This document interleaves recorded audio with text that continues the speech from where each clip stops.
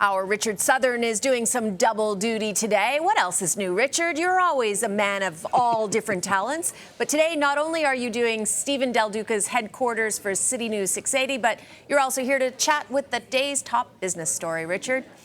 How are you? Big election coverage, but the show must go on, Cynthia. I'm very good. Nice to see you. How are you? I'm wonderful, thanks. Well, let's start with the contentious topic of grocery prices, which have been hurting a lot of families right now. Boy, they sure have, and there's some big news on that front. The federal competition watchdog said today it's going to investigate surging grocery prices here in Canada. Specifically, Cynthia, the Competition Bureau is going to look at, whether or not the big supermarket chains have been perhaps taking advantage of food inflation to hike prices beyond where they should be hiked in order to pad their profits. The competition watchdog says it wants to know why prices are so high right now and whether or not a lack of competition in the grocery sector is making the problem worse. Now, it's true, grocery prices, they've risen everywhere, not just Canada, and there's a lot of geopolitical issues at play, like the war in Ukraine. That's a big one. That's right. But it's also true that in Canada, there's not a lot of competition. 80% of all grocery sales come from 5 grocery chains. So I think it's certainly something worth looking at, and it's very significant, Cynthia, that the Competition Bureau is taking a look at this. Definitely, and I'm sure a lot of people would like to hear their findings very quickly. Indeed. So, all right, first of all, I have a question for you. Why do we always talk about fast food when we chat, you and me? It seems to be a trend with us. You know me. That's how I roll, Cynthia. That's like my favorite thing, as you know. They say you got to report on what you know. You report on what you know, so that's what I'm doing. Okay, fair enough.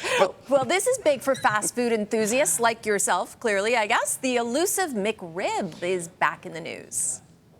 Yeah, I mean, you talk about fast food products, and then this is kind of on another level. There are like people that, follow this thing around. It's gone on and off the McDonald's menu since 1981. But Mickey D's bringing back its fabled McRib to many U.S. restaurants, and it may be the last time the sandwich is offered.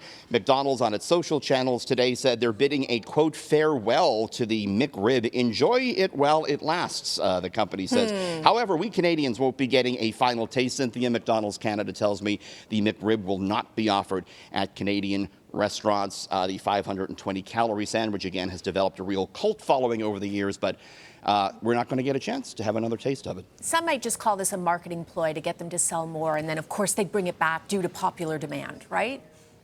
Pretty safe to say that's probably what's going on here, Cynthia. But, there's going to be a few McRib heads clamoring for a taste nonetheless. Okay.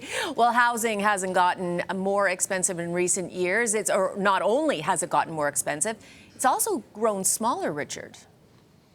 Yeah, the condos have, not the houses, though. Interesting report out today looking at how condo sizes have shrunk. I mean, this is something if you watch the market. Ontario condos are 35% smaller on average now than they were 25 years ago, says the Crown Corporation that tracks property data. Since the mid-90s, Cynthia, the average condo has shrunk from an average of 1,100 square feet to just under 700 square feet.